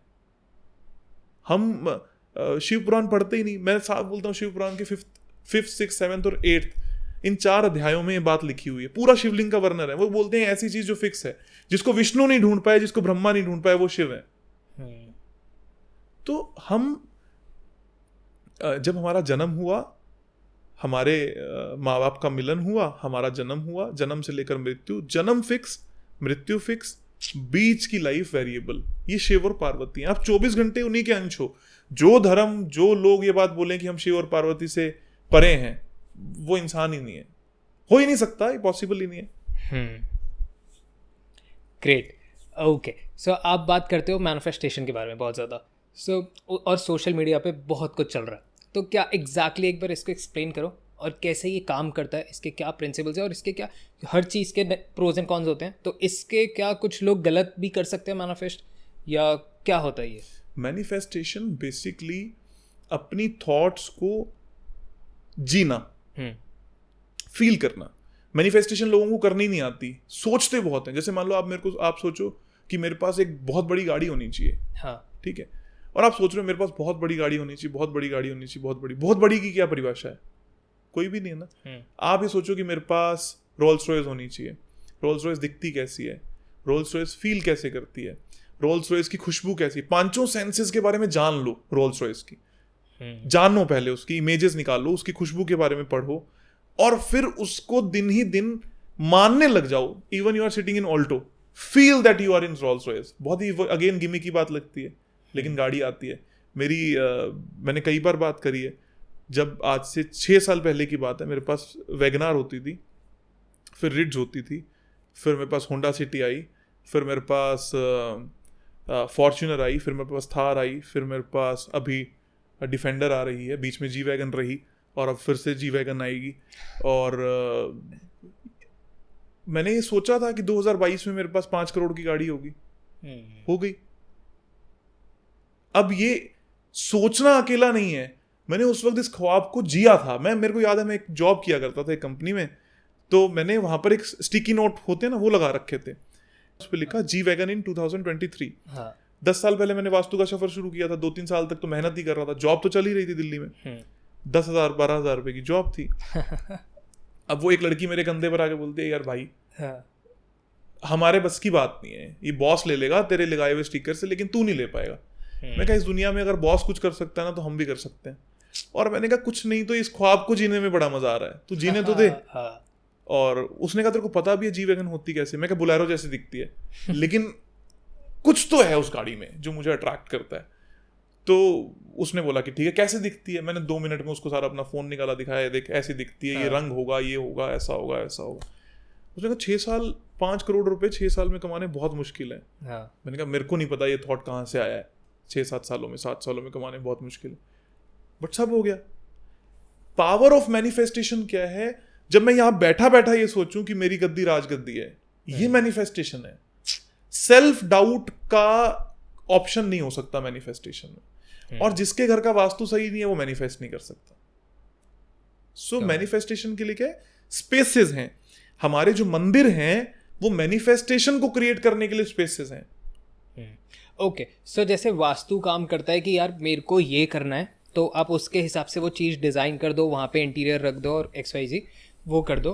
बट उसके बाद जैसे एस्ट्रोलॉजी होती है, अब एस्ट्रोलॉजी के कॉन्सेप्ट से जितना मैं समझता हूँ वो वहाँ पे क्लेम होता है कि आप जो भी करना चाहते हो उसके लिए रिचुअल्स करो। तो यहाँ पे एक नॉर्मल कॉमन इंसान के लिए जो इतना नहीं घुसता इन चीज़ों में, और घुस भी नहीं सकता क्योंकि वो normal day to day life में है अपनी, तो वो कैसे फिगर आउट करे कि उसको कहाँ घुसना है, कहाँ पे जाना है? क्योंकि हर एक चीज क्लेम कर रही है कि वो आपको वहां के कॉन्सिक्वेंसेस तक पहुंचा देगी जो आप चाहते हो, बट उसका चैनल आपने डिसाइड करना होता है। अब क्या कैसे करोगे आप ये चीज? It is not very important कि आप साइंस कौन सी सेलेक्ट करते हो, it is very much important कि आप इंसान कौन सा सेलेक्ट करते हो। मैं आपको एक सिंपल सी बात बोलता हूँ, जो भी लोग इंस्टाग्राम यूट्यूब की वीडियो देख के किसी के पास जाते हैं, वो वीडियोस के लॉजिक और इलॉजिकल बातों को ढूंढें सबसे पहले, कि कोई व्यक्ति सही बात करता है गलत बात करता है। मैं गलत बात करने वाले लोग बताता हूं सबसे पहले। किसी ने भी आज तक ये वीडियो बनाई हो कि आपका नाम S से शुरू होता है, V से शुरू होता है, P से शुरू होता है, तो आप ऐसे व्यक्ति होगे, वो फेक है, उसको कुछ नहीं पता। okay. वो झंडू है, मतलब जो भी एस्ट्रोलॉजर है वो बेवकूफ है। क्यों बेवकूफ है? रावण और राम सेम हो गए, कृष्ण और कंस सेम हो गए, हर वरुण सेम होगा? हाँ, वरुण धवन और वरुण वधवा सेम होंगे? नहीं हो सकते ना। तो लोग क्या है, कैसे बात करते हैं? किसी एस्ट्रोलॉजर ने वीडियो बनाई, S नाम वाले ना बड़े खूबसूरत होते हैं। कौन है जिसको शीशा देख के अपनी शक्ल अच्छी नहीं लगती? S नाम वाले ना बड़े भोले होते हैं, हर किसी की बातों में आ जाते हैं। आई गेस ये बस मैनिपुलेशन, ये मैनिपुलेशन है। अगर कोई भी ये बात बोल रहा है तो वो फेक है, ठीक है। अगर वो लॉजिकल बात करता है कि जी आपके नाम के नंबर्स ये हैं, इस तरीके से इस पे बात होनी चाहिए, आपके साथ इस डेट पे ये होगा, दिशा ये है, एक कंक्लूजन, एक रिपोर्ट को तैयार करके देता हूँ, वो एक तो ऑथेंटिक है। Now choose between astrology, vastu, numerology, किसको चूज करें? वाई वास्तु? क्योंकि एस्ट्रोलॉजी में कोई भी आपको 100% क्लेमेबल रिजल्ट की गारंटी नहीं देगा। आप कोई भी एस्ट्रोलॉजर मुझे ये बात बोलो जो बोले पतरी देख के कि सिर्फ इसी कॉम्बिनेशन से कैंसर होता है, मैं आपको बिना पतरी देखे बात बोलता हूं कि सिर्फ नॉर्थ ईस्ट में टॉयलेट या किचन होने से कैंसर होता है। ओके, मतलब इधर किचन है तो कैंसर के चांसेस बढ़ गए या फिर होगा ही होगा? ओह, अब मैं फिर से ये बात बोलता हूँ, आप किसी हॉस्पिटल में जाओ, जिनको भी कैंसर हुआ है, आप उनको सीधा जाके बोलो भाई तेरे नॉर्थ ईस्ट में टॉयलेट या किचन है, या आप ऑन कैमरा पे क्लेम कर? हाँ, मैं पहले भी कर चुका हूँ, और मैंने ये भी बात बोली है कि जिसके घर में नहीं निकला मैं धंधा छोड़ने को तैयार हूँ। मतलब जितने भी ये कैंसर हॉस्पिटल्स बन रहे हैं, कैंसर की दवाइयाँ बन रही है, ये जितने भी लोगों को कैंसर हो रहा है, इन सब के टॉयलेट्स इस डायरेक्शन में, नॉर्थ ईस्ट में टॉयलेट या किचन। एक दो वास्तु दोष हो रहे हैं, जैसे टॉयलेट को सेप्टिक टैंक से जोड़ लो, मतलब that is all negativity. Of course की बात है, उसमें और भी चीजें कंबाइंड हो रही होंगी, बट मेजर यही है। हाँ, मतलब नेगेटिविटी से मतलब है, वास्तु दोष से मतलब है, नॉर्थ ईस्ट के ही वास्तु दोष से मतलब है। अब प्रॉब्लम क्या है, लोगों को नॉर्थ ईस्ट नहीं पता होता। मान लो किसी ने क्लेम किया मेरे घर में तो नहीं है जी, मेरे फादर को कैंसर हुआ था। मेरे पास आए कुछ लोगों के इंस्टाग्राम कि भैया आप अपना काम छोड़ दो जी, हमारे फादर को कैंसर हुआ था, वो पास अवे हो गए और आपने नॉर्थ ईस्ट के। मैंने बोला कि अगर मैंने प्रूव कर दिया कि तेरे घर के नॉर्थ ईस्ट में टॉयलेट है, कितने पैसे देगा? कहता जी नहीं कर सकते प्रूफ। मैंने कहा कोई बात नहीं, अपने घर का नक्शा बनाकर भेजा। उसको यही नहीं पता कि नॉर्थ का है, उसको नॉर्थ ईस्ट कैसे पता? मैं फिर से बात बोलता हूँ, मैं कोई गिमी की बातें नहीं बोल रहा, मेरे पास आने की कोई जरूरत नहीं है। आप कैंसर हॉस्पिटल में जाओ, 50 लोग आपको मिल जाएंगे, 25 से पूछो, 25 के 25 को मिलेगा, 24 को भी मिला तो भी मैं काम छोड़ने को तैयार हूं। ओके, सो एस्ट्रोलॉजी में ये क्लेम नहीं हो सकते, क्योंकि एस्ट्रोलॉजी इज जीपीएस। ठीक है, जैसे आप यहां से चंडीगढ़ जा रहे हो, कौन से रास्ते पर जाना है ये एस्ट्रोलॉजी है। रास्ता कैसा होगा, गड्ढे होंगे कि नहीं होंगे, गाड़ी कौन सी होगी, मजा कितना आएगा, शहर कैसा होगा, ये वास्तु है। तो मैं ये कहता हूं कि हम फिक्स की तरफ क्यों जाएं, हम तो नॉन फिक्स की तरफ जाते हैं ना। एस्ट्रोलॉजी फिक्स है, पुरुष है, जिसको बदला नहीं जा सकता। जिसको बदला जा सकता है हम उसकी तरफ देखते हैं। बट एस्ट्रोलॉजी को भी तो बदला जा सकता है। जैसे कि अब होता है कि यार आपके जैसे एस्ट्रोलॉजर्स बताते हैं कि इस महीने में आपके साथ एक बुरी घटना घटेगी और इसको आप टाल सकते हो ये रिचुअल्स करके। अगर आप टाल सकते हो तो फिर एस्ट्रोलॉजी क्या हुई? तो एस्ट्रोलॉजी, हाँ ये भी है। अगर आप टाल ही सकते हो, आप में इतनी हिम्मत है कि आप सूर्य को कह रहे हो कि भाई तू ठंडा हो जा, तुम्हारी क्या औकात? नहीं टाल सकते। आप उसके इम्पैक्ट को कम या ज्यादा कर सकते हो। उसका भी कारण है कि एक प्लैनेट एक ही इम्पैक्ट नहीं देता। जैसे मंगल की बात है, हाँ। तो मंगल अगर एक्सीडेंट देता है तो गुस्सा भी देता है। अगर मंगल पुलिस वालों को दिखाता है तो फायर वालों को भी दिखाता है। मंगल इरिटेशन को भी दिखाता है, मंगल तनाव को भी दिखाता है, हायर अथॉरिटीज को भी दिखाता है। अब पॉइंट ये है कि एक व्यक्ति, फॉर एग्जांपल एक एस्ट्रोलॉजी में एक और बात आती है कि जो भी व्यक्ति का हॉस्पिटलाइजेशन होना है उसी वक्त चांसेस बन रहे हैं कि ये विदेश भी जा सकता है। हाँ, दोनों में से एक ही चीज होगी। I heard that, हाँ। ऐसा यूजुअली कहा जाता है। लेकिन इसका मतलब ये नहीं है कि हर विदेश जाने वाला व्यक्ति बीमार नहीं पड़ेगा। ये मतलब तो बहुत ही ज्यादा कॉम्बिनेशंस हैं। आप पुख्ता नहीं कह सकते। कोई एस्ट्रोलॉजर सिद्ध होता है। हाँ। जो वो बोल गया ना वो सत्य हो जाता है, ये उसकी सिद्धि है। हाँ। और ऐसे लोग मिलने मुश्किल हैं। True. तो मेरा कहना ये नहीं कि एस्ट्रोलॉजी बेकार है। जो चीज आप चेंज ही नहीं कर सकते उसके ऊपर काहे को दिमाग लगाना। अगर आप अपने माँ बाप, आपके माँ बाप बुरे हैं, फॉर एग्जाम्पल, होते नहीं है किसी के, एक एग्जाम्पल के तौर पर कि माँ बाप जो हैं वो आपको बहुत डांटते हैं, आप उनको चेंज नहीं कर सकते। चेंज आप अपनी हरकतें कर सकते हो। तो आप अपनी हरकतों पे फोकस करो ना, माँ बाप पे क्यों फोकस कर रहे हो? सेम एस्ट्रोलॉजी और वास्तु है। वास्तु चेंजेबल है। मैं कहता हूं कि आप मेरे पास एस्ट्रोलॉजी या वास्तु के लिए मत आओ। आप हर एस्ट्रोलॉजर और वास्तु वाले को बोलो कि भैया कितने दिन में रिजल्ट मिलेंगे। ओके, तो ये नेक्स्ट सवाल कि आप इतना क्लेम कर पाते हो, मतलब वास्तु के हिसाब से, कि मेरे को बिलीव नहीं हो रहा है। सो आई वांट टू आस्क कि हम सपोज जैसे मेरी एक परेशानी है, XYZ कोई भी परेशानी है, या फिर मेरी परेशानी भी नहीं, एस्पिरेशन है कि मेरे को अगले महीने ये करना है, जो कि प्रैक्टिकली पॉसिबल हो सकता है। ऐसा भी नहीं कि मैं कहूँगा कि मेरे को अगले महीने क्रूज खरीदना, इज नॉट, हो भी सकता है ऐसे प्रैक्टिकली, बट पॉइंट आपको समझ आ गया मैं क्या कह रहा हूँ। अब ये इतना हम श्योर हो सकते हैं कि अगर हम वास्तु में ये चेंजेस करेंगे तो इसके रिजल्ट्स हमारे को उसी टाइम पीरियड में मिल जाएंगे। हाँ, यही तो हमारा काम है। अगर मैं मेरे काम की बात करता हूँ तो I give money back guarantee, ठीक है ना। और क्यों देता हूँ मनी बैक गारंटी? क्योंकि मेरे को कॉन्फिडेंस है। हम किसी का पैसा मारने में वैसे भी खुश नहीं है। दूसरी बात, मेरे ईश्वर पे बहुत यकीन है, मेरा वास्तु पे बहुत यकीन है। और मैं हमेशा ये बात फिर से बोलता हूं कि अगर आप कोई भी चैलेंज लेकर आए हो वो प्रैक्टिकल है, ठीक है ना, आपने उसके लिए मेहनत कर रखी है। आपकी एक फैक्ट्री है जहां पर लेबर आपको तंग कर रही है, आपकी एक फैक्ट्री है जहां सेल नहीं हो रही, आपकी एक फैक्ट्री है जहां मशीन बहुत खराब हो रही है, इन सभी का समाधान है हमारे पास। ग्रेट। लेकिन आप मेरे को बोलो कि मेरे पास तो फैक्ट्री नहीं है फिर भी लेबर भाग रही है, तो उसका कोई इलाज नहीं है ना। Okay, so you have remedies for each and everything. Don't go behind the science, go behind the person. कि यार ये आदमी जो है ना, ये बेट लगाने लायक आदमी है, इसको अगर पकड़ा जाए ना तो काम हो जाएगा। मैं सिर्फ मेरी बात नहीं कर रहा, हमारे स्टूडेंट्स भी हैं, मात्र 11,000, 21,000, 31,000 में काम करते हैं। आप उनसे कराओ। जिसके पास पैसा नहीं है, बट ऑब्वियस है कि मेरी फीसेस थोड़ी सी ज्यादा हैं, तो आप उनसे काम करवाओ। लेकिन आप उनको बोलो कि जी मेरे को रिजल्ट आने चाहिए, ठीक है। लोगों के साथ कमी क्या है, कुछ वास्तु वाले हैं जिनको नॉलेज नहीं है, एस्ट्रोलॉजर्स को नॉलेज है, लेकिन एस्ट्रोलॉजी में ये है कि मान लो मेरे को किसी ने बोला कि 2030 के बाद तेरी लाइफ अच्छी नहीं है, तो ये तो और टेंशन घर पे लेकर आ गए आप। हाँ, जो 2030 से पहले आने वाली है। हाँ, 2030 से पहले का सफर आपने खराब कर लिया। और मैं आपको यहाँ से वरुण आज ये बात बोल के भेजूं कि आज के बाद प्रॉब्लम आ जाए तो मैं यहीं बैठा हूँ। ओके, सो वास्तु के हिसाब से प्लैनेट्स का भी कोई रोल होता है? काइंड ऑफ, क्योंकि एनर्जीज तो है, आपने बताया कि एनर्जीज पे काम करिए, और आई गेस कि एनर्जीज प्लैनेट के साथ सब सिंक है। तो थ्योरी में जाओगे तो कनेक्टेड है। बहुत ज्यादा वास्ट पढ़ते हो जब आप उन सभी बारे में हम बात करते हैं। हमारा एक कोर्स भी है जिसको हम एस्ट्रोलॉजी वास्तु या एस्ट्रो वास्तु कोर्स कहते हैं। मैं भी एस्ट्रोलॉजी पढ़ाता हूँ, सब कुछ करता हूँ, लेकिन मैं हमेशा ये बात बोलता हूँ, वो सिर्फ इसलिए है ताकि आप ये जान सको कि वास्तु आपको और कब फलने वाला है। फॉर एग्जाम्पल, मेरा 10 साल का टाइम पीरियड खराब आना है, तो मैं उसको खराब इसलिए मान रहा हूं कि जो रेमेडीज मैंने की हैं उसमें आपका बिगड़ेगा कुछ नहीं, लेकिन बनने के चांसेस भी कम हैं। लेकिन एक टाइम मेरे को पता लग गया कि 2 महीने का बहुत अच्छे आने वाला है, हम पूरे जीवन का पैसा उसी में कमा लेंगे। ये पावर है वास्तु के पास। ओके। सो एस्ट्रोलॉजी क्या करती है, बहुत सारे लोग ये पूछते हैं कि अंबानी के टाइम पर और भी लोग पैदा हुए होंगे, उनका लाइफ सेम क्यों नहीं है? क्योंकि वो अलग अलग इन्वायरमेंट्स में रहे हैं।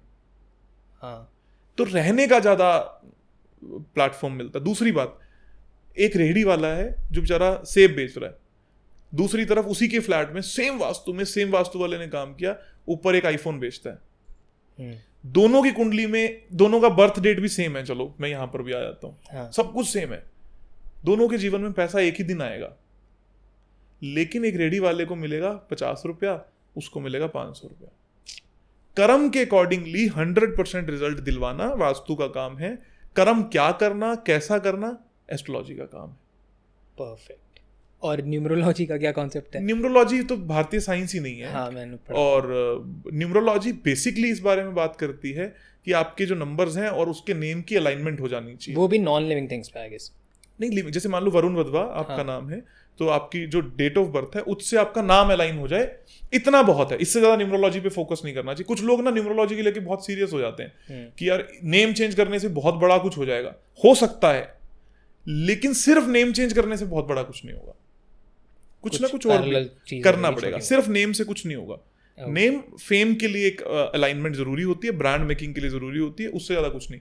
अगेन फिर से कोई न्यूमरोलॉजिस्ट ये बात बोलता हो कि 1 नंबर वाले व्यक्ति ऐसे होते हैं, वो तो गिमिक है। फिर वो गिमिक है। कोई भी अगर देखो, सिंपल सी बात है, कोई भी अगर बैठ के आपको बहुत मास लेवल पे टारगेट कर रहा है कि आपका 6 नंबर है, तो वो गिमिक है। गिमिक है, बिल्कुल राइट। सेम नहीं हो सकते। जैसे मान लो बहुत पहले की बात है, जब मैं इन साइंसेस में था, तो मुझे किसी ने कहा कि भैया मैं एक्टर बनना चाहता था। बहुत पहले की बात है, 2007-8 की बात है। आप भी एक्टर बनना चाहते थे उस टाइम पे आएगा, सब यही बनना चाहते थे। हाँ, तो मैं किसी एस्ट्रोलॉजिस्ट के पास चला गया, उसने मुझे बोला कि आप नहीं बन सकते। मैंने कहा मैं ये जानने नहीं आया, मैं ये जानने आया हूँ कि मैं कैसे बन सकता हूँ। तो उसके पास कोई जवाब नहीं था उस बात का। फिर मैं एक न्यूमरोलॉजिस्ट से मिला, उसने बोला एक्टर सिर्फ 6 नंबर वाले लोग बनते हैं जिनकी डेट ऑफ बर्थ में 6 है। आप तो मैंने उसको एक ही बात बोली, मैंने कहा अक्षय कुमार के तो 6 नहीं है। बहुत सारे हैं जिनके 6 नहीं है। उनके पास जो नंबर हैं, उनको वो कैसे गेम प्ले करता है किसी भी व्यापार में, ये इंपॉर्टेंट है। और फिर उन्होंने बोला कि मेरा टीचिंग में जाने का कोई खास मन भी नहीं था, एक वाद विवाद की बात होती है, मुझे कोई मिला, उसने बोला कि जी आपका 3 नंबर है, आप बहुत अच्छे टीचर बनोगे। मैं कहा जी मेरे घर में 3 लोग हैं, तीनों का जन्म 21 तारीख को है। मैं, मेरा भाई और मेरी सिस्टर, हम तीनों 21 तारीख के हैं। मेरा भाई तो टीचिंग से बहुत ही दूर है, मतलब उसको मतलब ही नहीं है। सिस्टर को भी कोई खास मतलब नहीं है। मैं बाय डिफॉल्ट टीचिंग में आ गया। तो मैंने कहा आप इस बात को कैसे रिलेट कर रहे हो? तीनों ही 21 के। और इनफैक्ट जो भाई और बहन है, उनका तो डेट ऑफ बर्थ ही एक ही है, मतलब सेम है। तो दिन रात का चेंज होता है, उसके अंदर ऐसी कोई बात ही नहीं है। वो क्यों है? Because of planetary combinations. आप काम कैसे करते हो, कर्म क्या करते हो, आपका बिहेवियर पैटर्न क्या है, आहार विचार और व्यवहार जिसको बोलते हैं, उसके अकॉर्डिंग आपकी लाइफ मूव करती है। करेक्ट। एक क्विकली सवाल, क्योंकि मैं आपसे इतना कुछ जान के और इतनी ज़्यादा डेप्थ में नॉलेज सुन के आई एम जस्ट क्यूरियस कि आपने बताया था कि आप जॉब कर रहे थे एक रेगुलर, तो वहाँ से कैसे वास्तु इस लाइन में आए और कैसे ये चीज़ें सारी स्टार्ट हुई? क्योंकि आई फील कि जब भी तुम कहीं पे जा रहे हो, पहले तुम्हारे पे पर्सनली चीज़ें होती हैं, तो ऑफकोर्स ये आप पे हुआ होगा और आपने इसके बारे में पढ़ा होगा, फिर आप गए होगे इसमें, तो और देखो सबसे पहले क्या होता है कि एक बच्चा जब 15 साल का होता है ना, वहां से लेकर 23 साल की उम्र ऐसी होती है जो उसकी पूरी लाइफ को चलाने वाली उम्र होती है। उस उम्र के बीच में वो बहुत कंफ्यूज होता है। उसके पीछे भी एलिमेंटल कारण है, बहुत कंफ्यूज होता है बच्चा, और होना भी चाहिए। हम भी थे, मैं ग्राफिक डिजाइनर हुआ करता था एट टाइम्स। हाँ, I used to be a graphic designer, और बहुत सारी कंपनीज में मैंने बतौर ग्राफिक डिजाइनर काम भी किया। जब मैं काम करने लगा तो हमारे परिवार में कुछ समस्या आई, मेरे फादर को प्रॉब्लम्स आई कुछ, तो उन्होंने बोला कि अब यार बिजनेस करना पड़ेगा and you need to come back to Rajasthan. मैं दिल्ली में था तब। ठीक है। मैं राजस्थान चला गया। तो जब मैं राजस्थान गया तो मुझे ऐसा लगा कि यार ये प्रॉब्लम्स बहुत कम उम्र में मेरे साथ क्यों आई हैं। पहला क्वेश्चन ये था मेरा। लेकिन मैंने तो किसी का भी बिगाड़ा नहीं, और इतने बच्चे थे तो छोटी छोटी चीज़ों को काउंट करते थे। यार मैं दारू नहीं पीता, यार मैं सिगरेट नहीं पीता, यार मैं नॉन वेज नहीं खाता, मैं किसी को मारता नहीं हूँ, मैं पाप नहीं करता। मेरे साथ ऐसा क्यों हुआ? मैंने तो मेरे पापा को भी कुछ गलत करते हुए नहीं देखा। मैंने मेरी मॉम को गलत करते हुए नहीं देखा। मेरे साथ ऐसा क्यों? और अगर आज ऐसा हुआ है तो मेरा जीवन कैसा होगा? तो ये सब क्वेश्चंस थे। और उसी वक्त पे क्या हुआ, मेरे मॉम डैड मुझे कुछ एस्ट्रोलॉजर्स के पास लेके जाने लगे, मुझे मेरे भाई को, कि इनको क्या कराएं क्या ना कराएं। और हर जगह से ना टूटे फूटे जवाब मिलते थे, साफ कुछ नहीं मिलता था। मैं बहुत ही प्रैक्टिकल रहा बचपन से। तो मैंने मेरे फादर को बोला कि मेरे को ये बिजनेस दिख रहा है, हम ये बिजनेस कर लेते हैं। फ्लाई ऐश ब्रिक्स की फैक्ट्री थी, वो हमने लगानी स्टार्ट कर दी, लगा ली। ठीक है। फेल हो गए। अब क्या था कि मैं 22 साल की उम्र में मेरे ऊपर 2 करोड़ का कर्जा था, और फादर ने बोला कि यार ये तो गए। जिस इंसान ने अपना पूरा जीवन बिना कर्जों के निकाला, उस इंसान की लास्ट की उम्र मतलब 60-62 साल की उम्र में, और हमारी शुरुआत की उम्र में हमारे ऊपर कर्जा था। कर्जा भी बड़ा था। मतलब आज मुझे लगता है 1-2 करोड़ रुपए खास बड़ी बात नहीं होती, लेकिन उस वक्त पे एक बहुत प्रीमियम, बहुत बड़ा अमाउंट था। तो यार मैंने मेरे भाई को बोला, वो थोड़ा चिल्ड आउट हो गया, कोई बात नहीं, ईश्वर सब सही करेगा ही करेगा।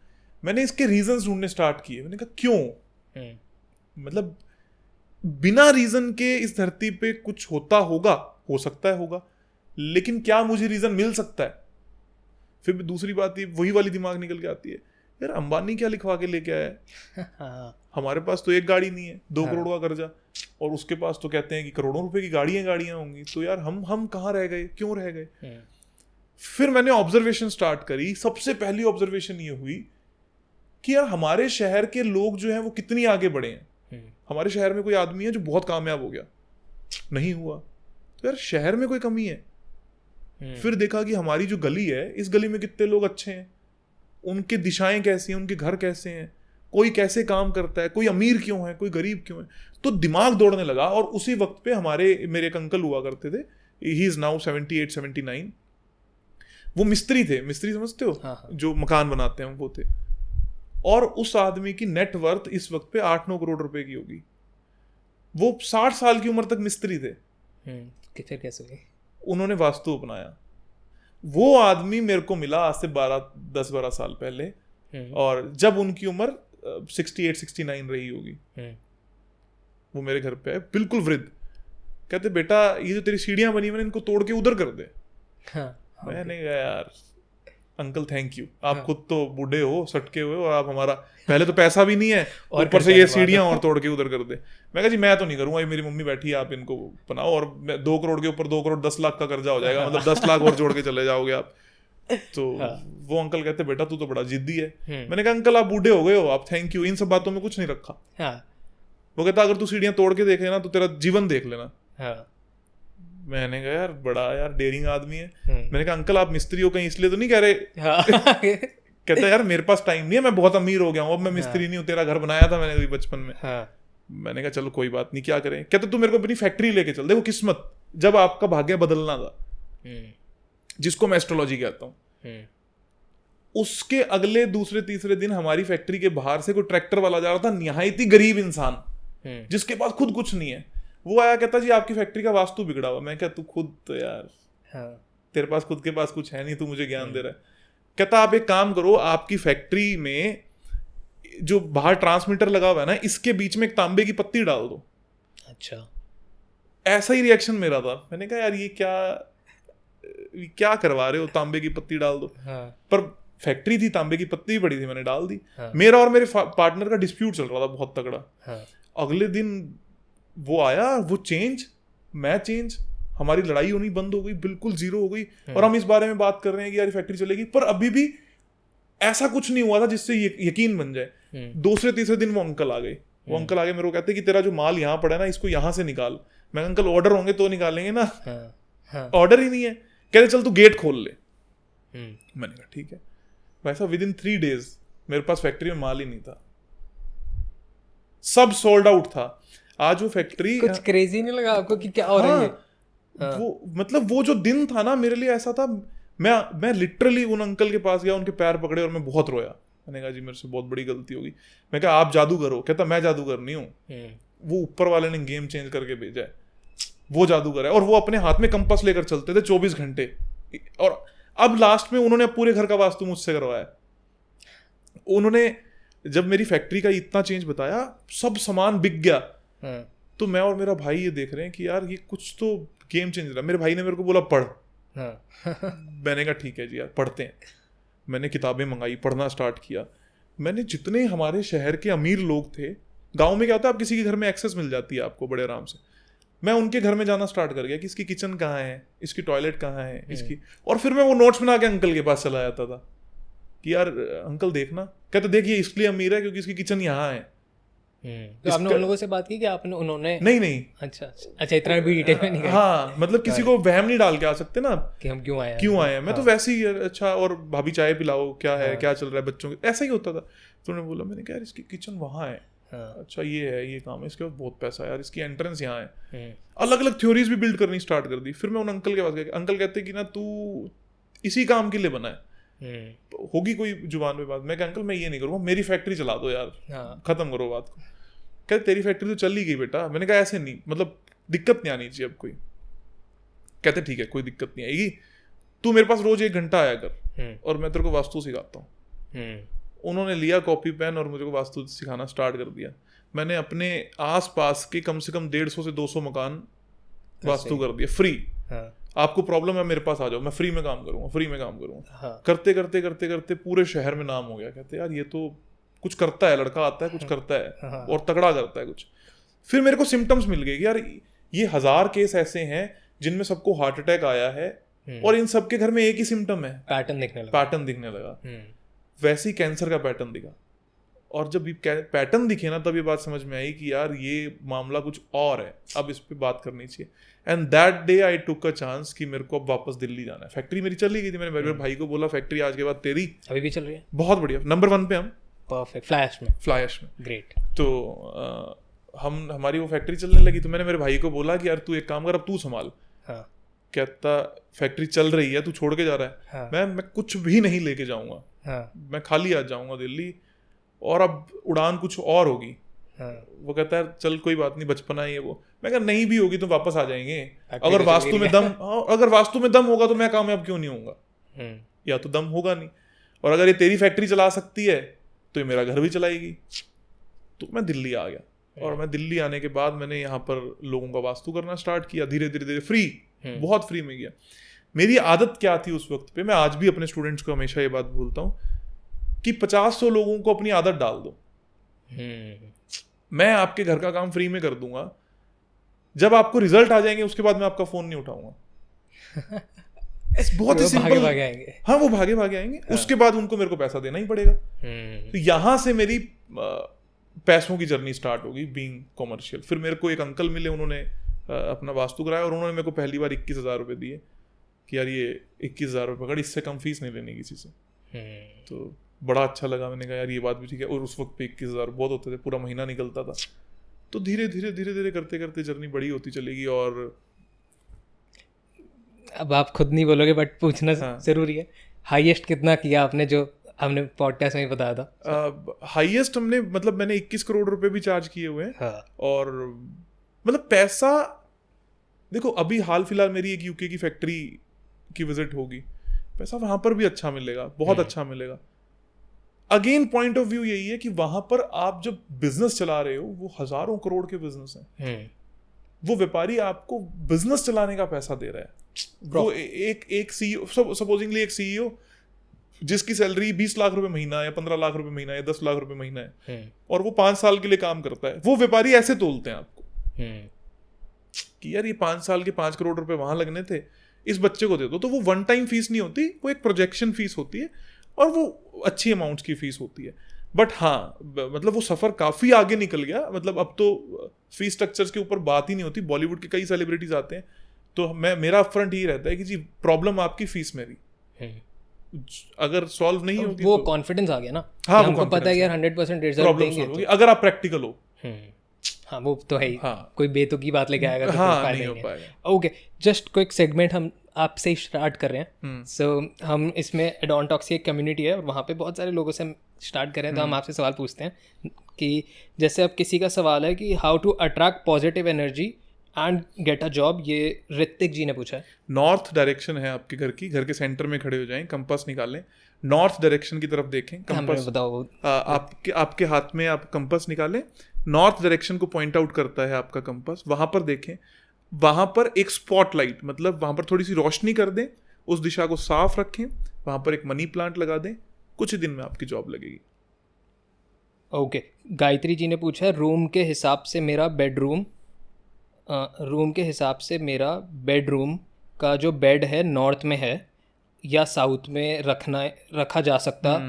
बहुत अच्छा क्वेश्चन है। रखा जा सकता है। जैसे मैं चेंज नहीं कर सकती, तो इसकी डायरेक्शन उचित है या अगर नहीं है तो क्या चेंज करें? रूम के accordingly north south east west नहीं होता, घर के अकॉर्डिंग होता है। फॉर एग्जाम्पल वहां जो कैमरा आप देख रहे हो, यहां मैं बैठा हूं, इसका एक सेंटर है, वहां से नॉर्थ और साउथ है। रूम में कोई नॉर्थ फेसिंग साउथ फेसिंग नहीं होता, तो वो बिल्कुल उचित है, कोई दिक्कत वाली बात नहीं है।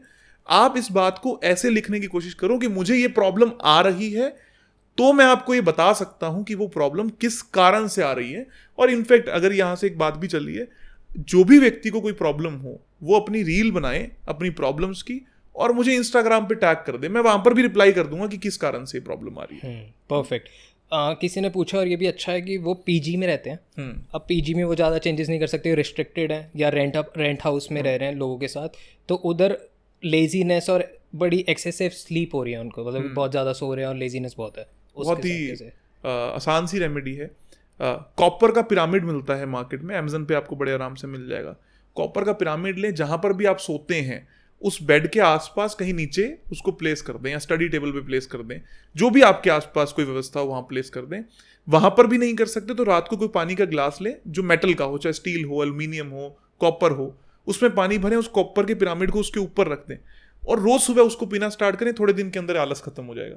परफेक्ट। मीनल जी का सवाल है कि उनका बैंगलोर में घर है, अपार्टमेंट है पूरा, वो कह रही वास्तु के हिसाब से है और अच्छी एयर आ रही है, लाइट वगैरह सब कुछ परफेक्ट है, बट अब उनको ये इशू आ रहा है कि बहुत लो एनर्जी रह रही है और घर में हस्बैंड के साथ लड़ाई हो रही है थोड़ी, मतलब वो हो रहा है, और बच्चे भी आपस में लड़ रहे हैं, एक वो नेगेटिव चिड़चिड़ा वाला माहौल है। देखो, पहली बात तो वास्तु ऑस्पिशियस का मतलब, आप जो वास्तु जानते हो इसका मतलब ये नहीं है कि वो वास्तु ऑस्पिशियस है, पहली चीज।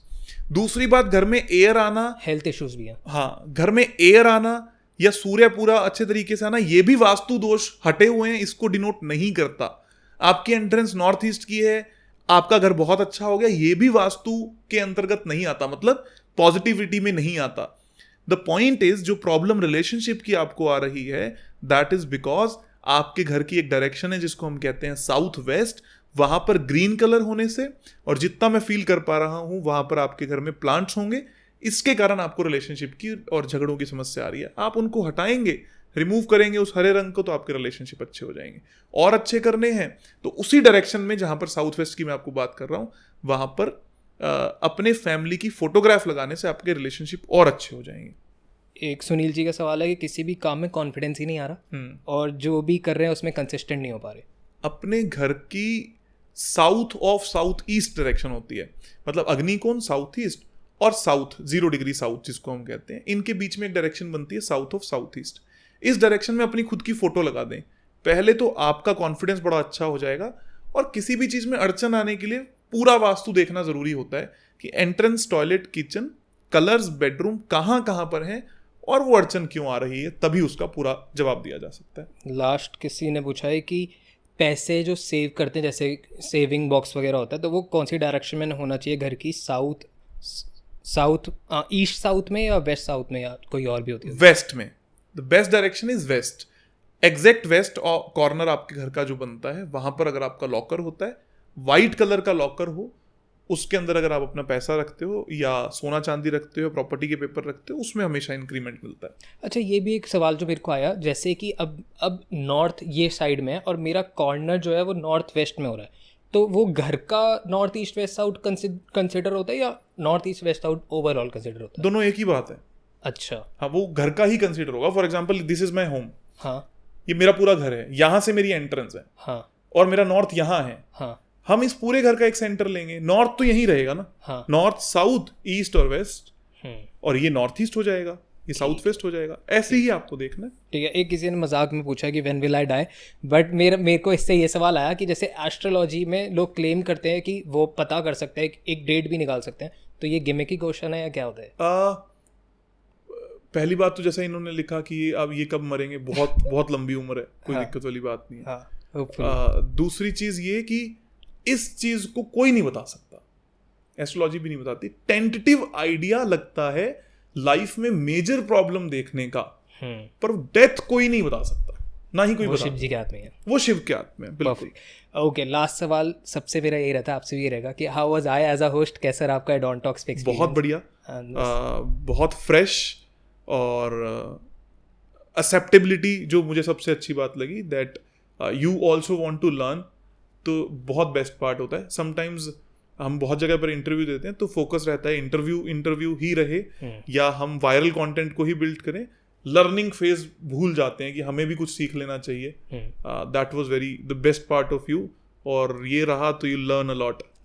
मोटिव ये वही है कि मैं सीखूं बहुत कुछ, मैं क्यूरियस बहुत हूँ, मेरे को हर चीज जाननी है, तो दैट्स, और आपकी थॉट्स बहुत चलती रहती हैं, है ना, बहुत एक्टिव है। ये वाला इधर दिमाग गया, फिर फटाफट ये अरे ये रह गया, ये कर लेते हैं, ये हाँ। So you should have control on your thoughts for sure. But ये मेरे लिए बहुत नेगेटिवली भी हार्मिंग है, क्योंकि मैं बहुत फंस जाता हूँ और मैं इतना डेप्थ में चला जाता हूँ कि बहुत वेयरली भी हार्म करते हैं। हाँ, मेरे को ऐसा फील हुआ कि आप जब भी कोई डिसीजन लेते होगे तो हमेशा आपको डुअलिटी जरूर आती होगी कि यार इधर करना है, ये करूँ या ये करूँ, ऐसा करूँ या ऐसा करूँ। इसको फिक्स करने की जरूर कोशिश करो कि फिक्स रहें, जो करना है ना ठान लो, हो जाएगा। हाँ, और मतलब you know don't go for shorts. मतलब फॉर एग्जाम्पल आपने एक बात बोली कि मेरा मन है, मेरे को एक्टर बनना है, हाँ। तो उसी रास्ते पे चलना है, फिर हमें इधर उधर नहीं जाना, ऐसे नहीं होना। हाँ, हमें ये नहीं देखना मुझे ये मिल जाए। फॉर एग्जाम्पल जब मुझे एक्टर बनना था तो मैंने यहाँ से टिकट्स कराई बॉम्बे की और फाइनल कर दिया कि मैं जा रहा हूँ, और ट्रैवल कर रहा था, मतलब जा रहा था यहाँ से एयरपोर्ट। रास्ते में मेरे एक दोस्त का फोन आया और कुछ ऐसी बात लगी कि दिस इज नॉट मी, मतलब मैं नहीं जाऊंगा। मैं भी नहीं रुकता, मैं अपना बता रहा हूँ पर्सनली कि मेरे को थॉट्स बहुत हैं और कंफ्यूजन भी होती है, बट मैं रुकता कभी नहीं हूँ। मैंने आज तक वो फेज नहीं फील किया होगा कि मैं कहीं स्टक हो रहा हूँ, मैं थॉट्स के साथ कंफ्यूज हो, बट मैं दोनों ही कर लूंगा। फिर मैं कहूंगा कि चल ये भी कर लेते हैं, ये भी कर लेते हैं, देखते हैं क्या। Give your energy to one, but अब वहीं पे तो कंफ्यूजन है ना, तो वो क्लियर कैसे हो? एक पे कुछ नहीं मिले। फॉर एग्जाम्पल हमें ना डर लगता है लाइफ में बहुत कुछ खो देंगे, कुछ नहीं खोगे। मेरे को खोने का डर नहीं है, मेरे को डर किसी चीज़ का नहीं होता, मेरे को कन्फ्यूजन होती है कि कौन सा सही है, इसलिए मैं दोनों कर लेता हूँ फिगर आउट करने के लिए। जैसे मैं अपने आप को कैसे परस्यू करता हूँ कि यार एक डिसीजन लेना, इसमें कन्फ्यूजन आ रही है, तो मैं देखूंगा मेरी प्रैक्टिकल सराउंडिंग्स के हिसाब से कौन सा है और मेरा मन किस में है। तो मैं मन की ज़्यादा सुनता हूँ, which is a bad thing, क्योंकि मैं इमोशनल डिसीजन ज़्यादा लेता हूँ जो नहीं लेना चाहिए। क्योंकि मेरे काम सारे आज तक प्रैक्टिकल डिसीजन आए हैं, बट मैं इमोशनली बहुत इन्वॉल्व हो जाता हूँ। तो वही जो मैं आपको बात बोल रहा था, गो विद फिक्स्ड थॉट कि भी मेरे को ये काम करना है, उस पर बहुत ज्यादा मत फोकस करो, जो मिलना होगा बड़े आराम से मिल जाएगा। क्रेजी, आपके अंदर बहुत सारे पॉडकास्ट हैं वैसे मिस्टर गॉलनेट के, अभी बहुत सारे एपिसोड्स हो सकते हैं, बट ये लंबा हो जाएगा काफी, और आज हमने बहुत कुछ सीखा।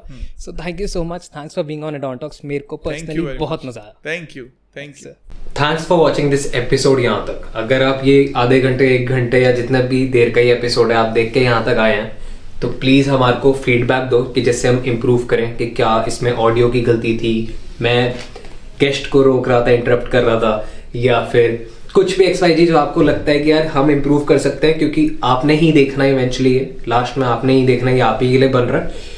तो आप हमें फीडबैक दो। अगर आप हमसे जुड़ना चाहते हो, हमारे साथ काम करना चाहते हो, या कुछ भी चीज़ करना चाहते हो, नीचे डिस्क्रिप्शन में लिंक है, आप कम्युनिटी ज्वाइन कर सकते हैं। हम व्हाट्सएप पे, मैं, मेरी टीम, हम एक्टिव रहते हैं, बहुत सारे लोग उसमें ऑलरेडी हैं, तो आप वो ज्वाइन कर सकते हैं। और सब्सक्राइब भी कर लेना कि जिससे हमारे को मोटिवेशन मिलती रहे। एंड बस इतना ही। Thanks for watching this episode. Thank you so much.